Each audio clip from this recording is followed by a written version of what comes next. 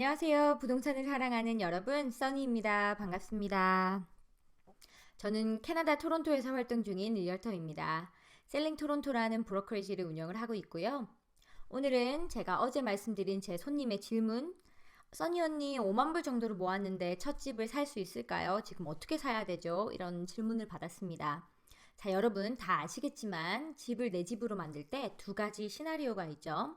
자, 첫 번째는 현금을 100% 주고 사는 방법. 부럽다. 그죠? 아니면 은행에 대출을 받아서 사시는 방법.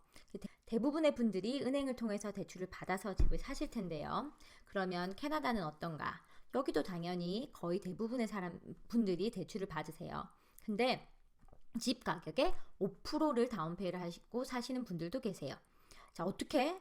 이분들은 하이 레이시오라고 이제 95%의 대출이 비중이 높은, 그러니까 대출의 비중이 높은 그룹을, 이런 또 그분들만의 또 프로그램이 있어요. 근데 그 프로그램을 받으시려면 좋은 인컴을 갖고 계시는 분과 그리고 높은 크레딧, 이렇게 두 가지 튼튼한 다리가 필요합니다.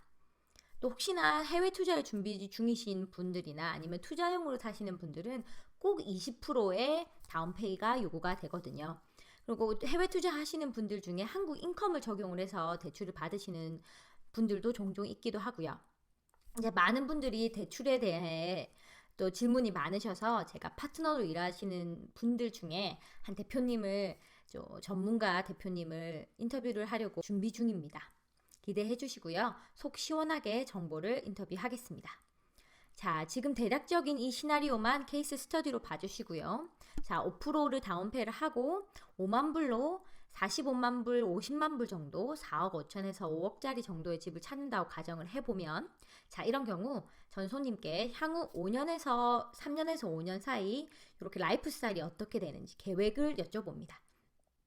저번에 비디오에서도 말씀드렸듯이 라이프 스타일이 어떤지, 선호하는 위치가 어떤지, 또 지역이 어떤지, 그리고 레이아웃, 구조를 어떤 구조를 좋아하는지 그런 걸 다 물어보고, 왜 어떤 분들은 키친이 확 뚫린 거 좋아하시는 분들도 있고, 어떤 분들은 약간 이렇게 클로징된 그런 키친을 좋아하시는 분들도 있으시거든요.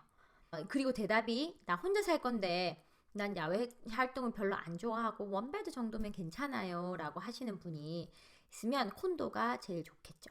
왜냐면 콘도는 야외 활동에 정신을 쏟을 잔디 깎을 것도 없고, 근데 45만 불, 50만 불이면 다운타운도 가능합니다. 근데 요새는 다운타운의 크기가 좀 작아져서 가격이 조금 낮아 보이는 그런 추세인데, 그렇지만 다운타운을 꼭 가셔야 되는 게 아니라면 놀수욕이나 아니면 오른쪽 왼쪽 동쪽 서쪽 이렇게 다 가실 수 있는 지역이 많기 때문에 이제 어느 스타일이 좋은지를 계속 보셔야 해요. 콘도가 너무 많죠. 토론토도 그렇고 온타리오 전체에. 그래서 이렇게 찍어내는데 뭐가 그렇게 까다롭게 고를 게 있나라고 물어보시는 분도 계시거든요. 그런데 이게 콘도마다 관리비라는 게 있어서, 그게 관리사무소 매니지먼트에서 어떻게 관리를 하느냐에 따라서 스퀘어핏당, 평당 이렇게 관리비가 가격도 다르고요 하기 때문에 신중하게 보셔야 하고요. 나중에 팔 때 이 관리비가 가격에 굉장히 많은 영향을 미치게 되거든요. 나중에 팔 때 내가 산 콘도가 인기쟁이가 되면 좋잖아요. 처음에 딱 내려놨는데 하루에 막 오퍼가 몇 개씩 들어오고 이런 인기쟁이 콘도를 가지실 수도 있으시기 때문에 신중하게 보고 고르셔야 합니다. 자, 두 번째는 저는 캐나다에 살잖아요. 저는 잔디밭이 있는 집이 갖고 싶어요 하시는 분들도 있으시죠. 혼자 살 거지만 미래를 위해서 외곽으로 갔으면 좋겠어요. 큰 집을 갖고 싶으니까.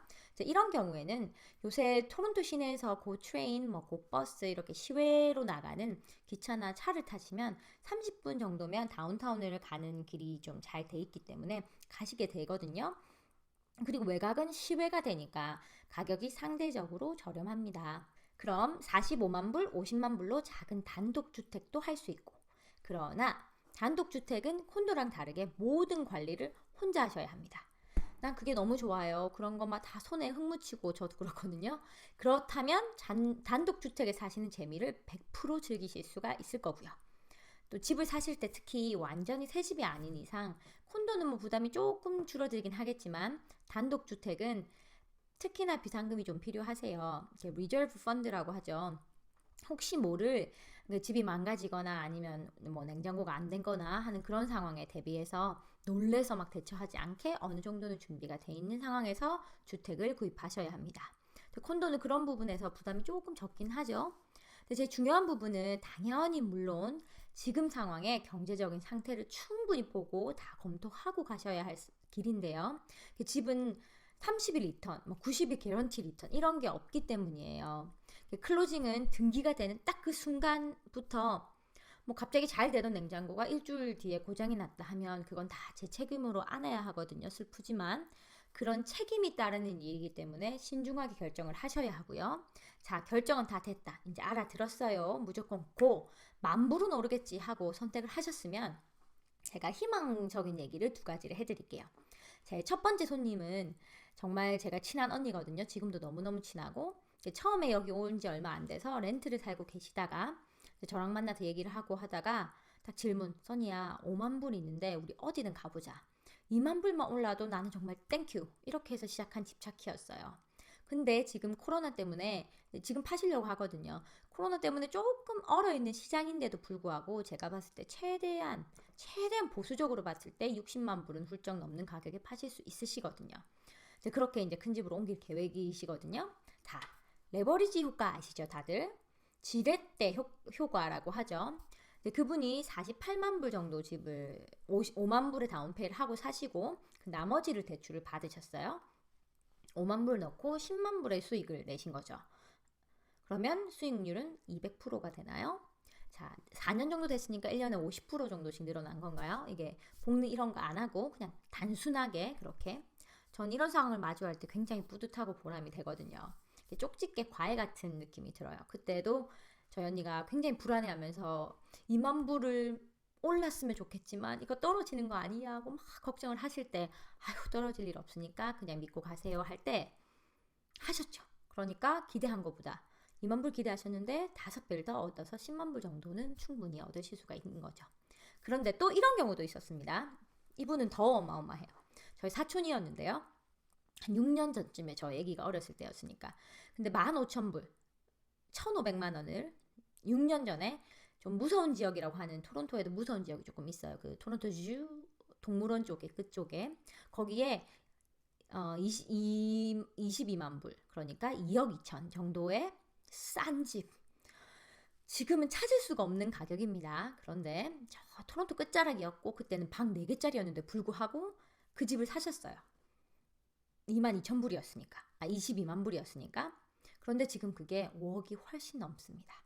이분의 레버리지는 어떻게 될까요? 1,500만 원을 내고 3억 정도를 지금 이렇게 오르신 거니까요. 그죠? 지금 사상 초유의 낮은 금리를 기록을 하고 있죠. 매일 뉴스에 맨날 그런 얘기가 나오는데 깊이 파보면 이제 경제가 바닥이 돼서 돈을 이렇게 찍어내는 거라 너무 안 좋을 거다 하고 부정적인 뉴스도 있지만 지금 금리 2.45, 프라임 2.45인데요. 제 손님 중에는 프라임 0.7을 받으셔서 마이너스 0.7을 받으셔서 지금 1.7% 정도 내시는 분들도 계세요. 그러면 인플레이션 물가 상승률에 비춰보면 이거는 거의 우리 엄마가 무이자로 돈을 빌려주는 거랑 비슷하거든요.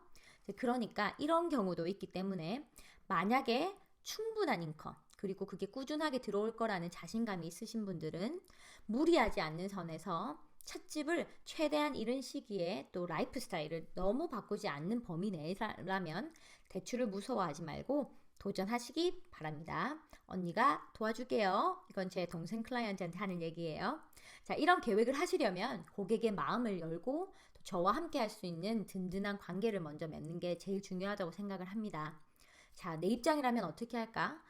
어떤 게 제일 좋을까? 이런 고객의 입장에서 가장 많이 생각을 하려고 하고요. 자, 그럼 오늘 스토리 케이스는 여기까지였고요. 다음엔 좋은 책으로 다시 인사드릴게요. 감사합니다. 토론토에서 부동산을 사랑하는 써니였습니다.